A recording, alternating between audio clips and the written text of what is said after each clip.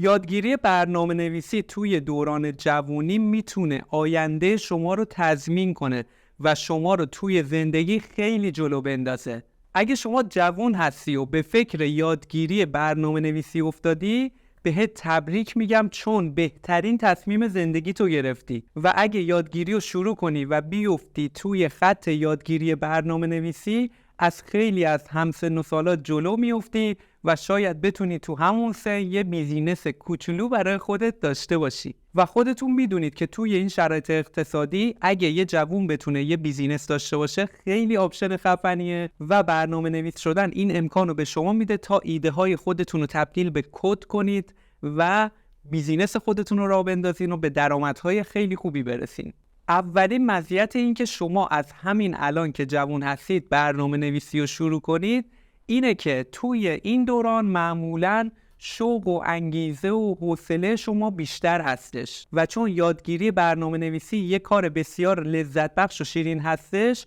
شما وقت و انرژی بیشتری رو براش میذاری و همین باعث میشه خیلی خوب توی این زمینه پیشرفت کنی و به درآمد برسی. مزیت دوم اینه که شما اگه توی جوونی یادگیری برنامه نویسی رو شروع کنی خیلی زود میتونی پیشرفت کنی و به جایگاه‌های بالایی برسی و چه بسا شما یه تیم برنامه نویسی رو رهبری کنی که سن و سال همه اعضای اون تیم از شما بیشتر هستش و شما از همشون کوچیکتر هستید و چون برنامه نویسی رو از همشون زودتر شروع کردید و به سطح مهارت بالایی تونستید برسید، رهبری اون تیم رو به شما دادن. به تبع درآمد شما هم از همه اعضای اون تیم بالاتره، چون توی برنامه نویسی شایسته سالاری حرف اولو میزنه و نه سن شما و نه جنسیت شما و نه حتی پارتی بازی ملاک استخدام شما نیست و شما برای استخدام شدن فقط و فقط باید مهارت کافی رو داشته باشی. شما با هر سنی هستی و بدون هیچ پارتی میتونی بالاترین سطوح شغلی رو داشته باشی و به حقت کاملا برسی، به شرط اینکه توی کارت حرفه‌ای باشی و تجربه و مهارت کافی رو به دست بیاری. مزیت بعدی که خیلی خیلی عالی هستش اینه که اگه شما برنامه نویس بشی میتونی از لحاظ مالی مستقل بشی. دوستان خودتون خوب میدونید که الان دیگه اکثر کارمندها دارن با حقوقای خیلی پایین و وزارتکاری کار میکنن، اما توی برنامه نویسی اینطوری نیست و برنامه نویسای حتی خیلی مبتدی که تازه برنامه نویسی رو شروع کردن حقوقاشون چندین تومن از حقوق وزارتکار بالا هستش و برنامه نویسای ارشد که مهارت و تجربه بسیار بالایی دارن حقوقاشون حتی به 10 برابر حقوق وزارتکار هم میرسه و این رنج حقوق باعث میشه شما خیلی راحت تر بتونی مستقل بشی و حتی کمک خرج خانوادت بشی و یه آرامش و رفاه نسبی رو برای خودت فراهم کنی.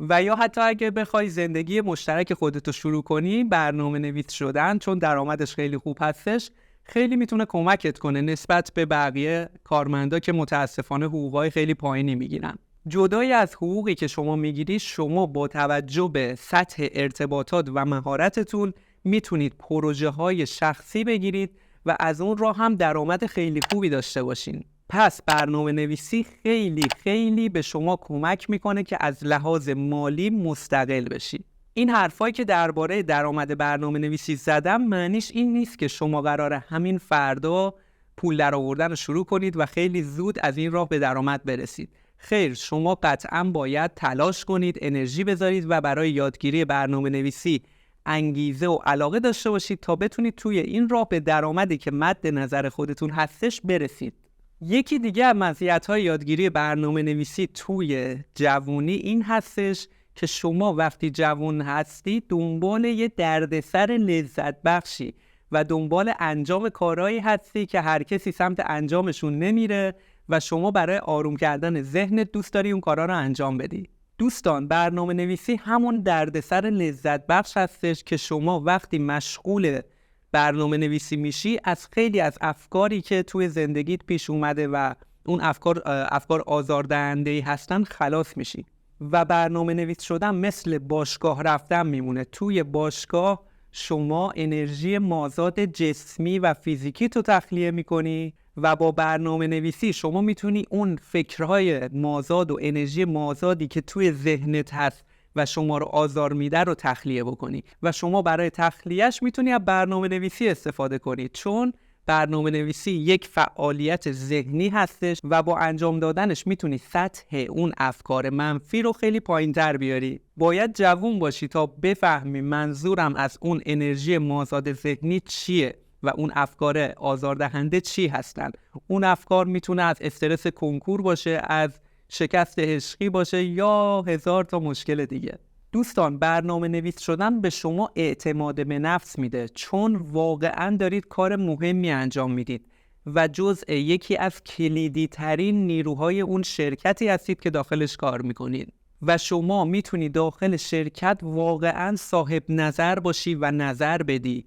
و بدون اینکه سن و سالت قضاوت بشه از نظرهای شما استفاده بشه و خیلی از نظراتون استقبال بشه که همین باعث میشه سطح اعتماد به نفس شما خیلی بره بالا. این مسئله اعتماد به نفس خیلی مهمه و خیلی از مشکلاتی که جوانای امروز دارن به خاطر عدم داشتن اعتماد به نفسه و داشتن یه شغل خوب میتونه اعتماد به نفس شما رو ببره بالا، مخصوصا اگه اون شغل برنامه نویسی باشه.